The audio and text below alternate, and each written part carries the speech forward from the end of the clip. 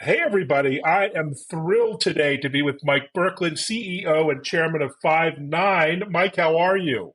I'm doing great, Evan. How are you?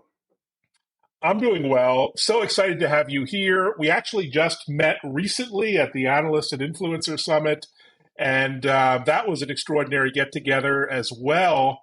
Um, there's been a lot of news in the industry lately around Gen AI and about customer experience, something you know a lot about. So I'm really excited to dive into all topics around Five9 in the industry. But let's take us back a little bit. Tell us about the vision that you had to found and start Five9 and how it's evolved given this super dynamic space and growth we're seeing in the industry now.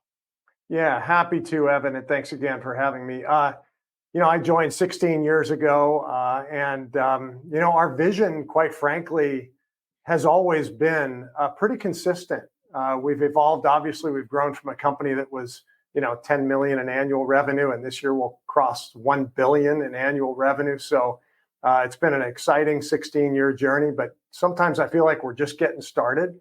Our vision really has always been to bring joy to customer experience, or CX, as many people call it these days. And when we think about bringing joy to CX, this is not just in contact center and customer service. This extends to really the entire broader customer journey, from first touch in marketing to sales and commerce, and eventually to service and support. And most of the brands that we do business with are attempting to deliver true joyful CX. And that means a seamless, effortless, connected, and frankly, personalized customer journey from end to end. And that is our mission in life. That is our vision. And we're well on our way to delivering it for some of the largest brands in the world. Such an extraordinary mission and purpose. I was at Enterprise Connect just last week and saw your team in action and the amazing camaraderie and teamwork in place there. Yeah, a lot of joy happening there as well.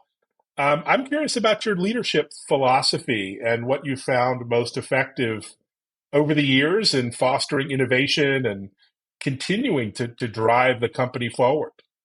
Yeah, thanks, Evan. That's a great question. And I've always said this to our team here at Five9. We have 3,000 employees today, and I've always said business is the ultimate team sport. And so, just like in sports, to build that winning team, the one that wins year after year and creates a dynasty, if you will, in sports, it requires three things. And in business, it requires the same thing. We've been winning for 16 years, and we are in a competitive race, so to speak, every day. And to deliver that franchise that wins year after year really requires three things. Number one, you got to have the best talent, right? You got to have the right players on the field in the right positions. That's a really important ingredient to a winning sports team. And it's also obviously really, really important to a winning business. Secondly, you've got to have the right playbook or strategy. And that goes without saying. Without the X's and O's and the right strategy, you're not going to have the success season in and season out. And third, and probably most importantly, is team chemistry or culture. And so from a leadership standpoint, I always focus on that last piece. Obviously, we're delivering the first two by making sure we have the right talent and the right strategy. But that third one it can be kind of elusive, and we've always focused on it here at Five9. And I think it's one of our biggest competitive differentiators is our culture. And again, it comes down to, I'd say, a couple things: living by our values every single day. We spend a lot of time defining those core values, but it's not just talking about them; it's living them every single day, 100% of the time. And I think from a leadership perspective, our best leaders at Five9 do that. They live by our values every day. It's how we treat each other. It's how we treat customers and partners. It's how we behave. And when you do that the right way, when you do it with honesty, when you do it without ego, when you do it, with team success in mind over individual success, what that results in is an amazing winning culture. And it's a team culture. It's a passionate culture. And it's one that, quite frankly, allows us to execute year in and year out, season in, season out, and quite frankly, win. Wow, so well said. Such an accomplishment.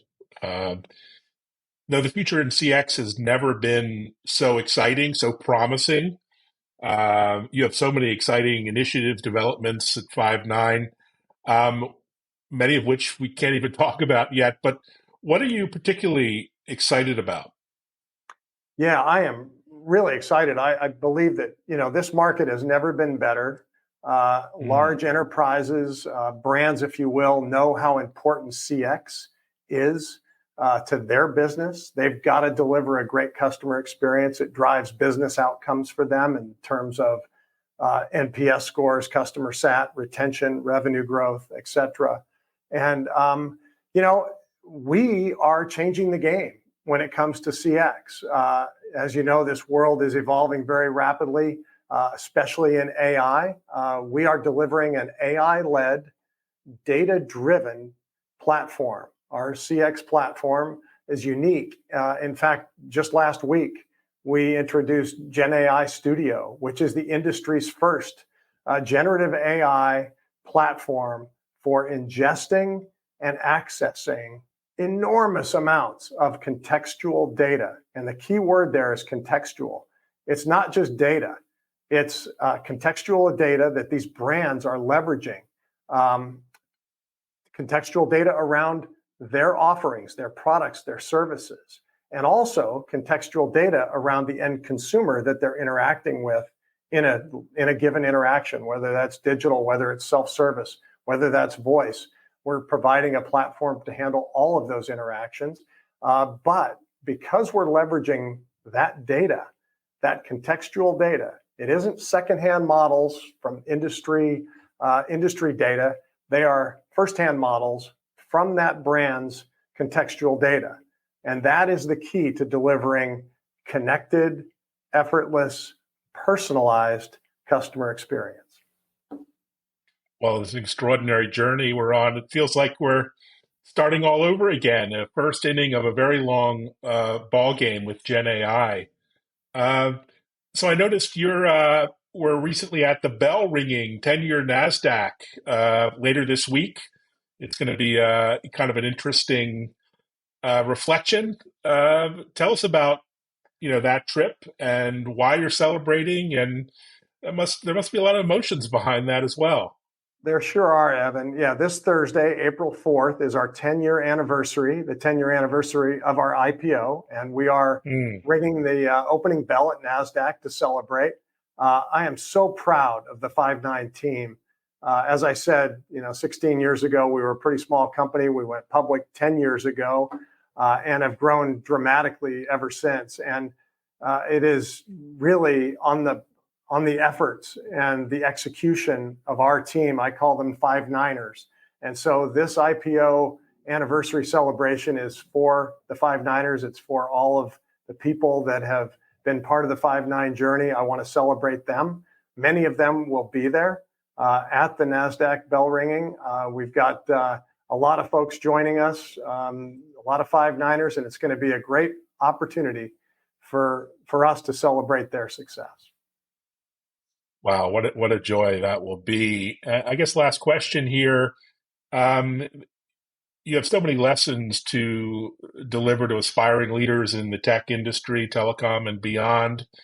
Any advice to up and comers? How to thrive in this really fast paced and rapidly changing world we're in. Yeah, Evan, I'd be happy to. And again, I look back on our history here, and I think about what really led to our success. And it does always start from values and culture. And so I would encourage any leaders out there, aspiring leaders, existing leaders, to start with values, live by those values every day, it really does drive culture and behavior for the long run. So I would start there.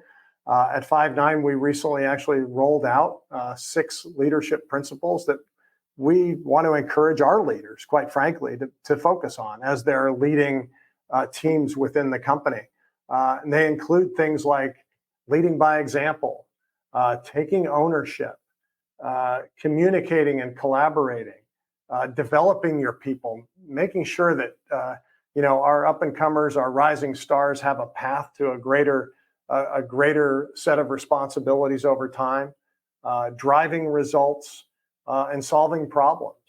Those are just some examples of some of the leadership principles that I'm trying to make sure that our leaders focus on. And in the end of the day, I always say to anyone that wants to be a leader, be yourself. So many people get caught up in trying to emulate someone else who's been a successful leader. And in the end of the day, you got to do it your own way. You got to be yourself. Don't try and be something you're not. I always say that the definition of a true leader is very simple. It's someone that others want to follow. And if you just think of it simply that way, be a good person, do it right, do it thoughtfully, and the rest will take care of itself. Wow, wonderful advice, wonderful insights. Thanks so much for taking a few minutes to chat, Mike, and onwards and upwards. Have a great week. Thanks, everyone, for watching. Reach out, follow Five9 on social media. They put out some tremendous content, really informative, insightful stuff. Take care, Mike. Take care, everyone. Thank you, Evan. Bye-bye.